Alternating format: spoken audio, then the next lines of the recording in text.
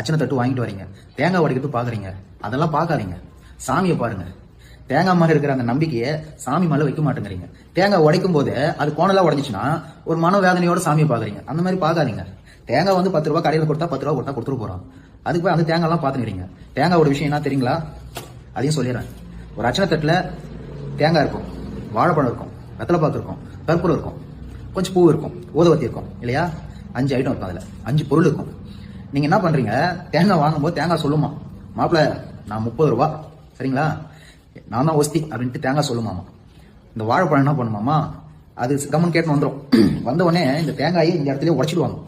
உள்ளே போவாது தேங்காய். இந்த உடஞ்ச உடனே வாழைப்பழம் சொல்லுமாமா, பாத்தியா மாப்பிள்ள ஒன்று வச்சிட்டாங்க, உள்ள முழுசாவே எடுத்துட்டு போல, இன்னும் பெருசா சொல்லிக்கினேன், நான் தான் ஒஸ்தி அப்படின்னு சொல்லிச்சாமா.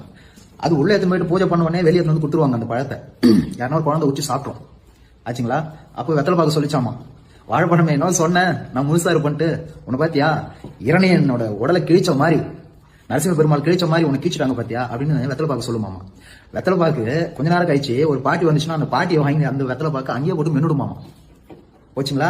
அப்படி இது 3 நினைச்சுக்கலாம். ஆமா, இந்த 1 ரூபான்னு ஒரு பையில ஒருத்தனை பார்த்துமே, எங்க அவனை காணும் அப்படின்னா, அவன் தான் உள்ள தீபாராதனைக்கு கற்பூரமா 1 ரூபாய் கற்பூரம் தான் பகவானை சுத்தி வருது. 5 ரூபாய் வெத்தலை பாக்கவும் போயிடுச்சு, 10 ரூபாய் வாழைப்பழமும் போயிடுச்சு, 30 ரூபான்னு சொன்ன அந்த தேங்காவும் போச்சு. என்ன அர்த்தம் அப்படின்னா, இது கிடையாது.